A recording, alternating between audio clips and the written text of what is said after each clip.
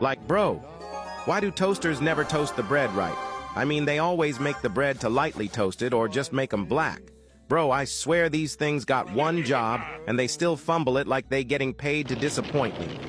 I put that slice in, push the lil lever down, and suddenly the toaster want to act like it's performing rocket science. Like, calm down. You're literally heating bread, not launching a spacecraft. And don't even get me started on the settings, bro. Turn it to 2 and you get warm bread.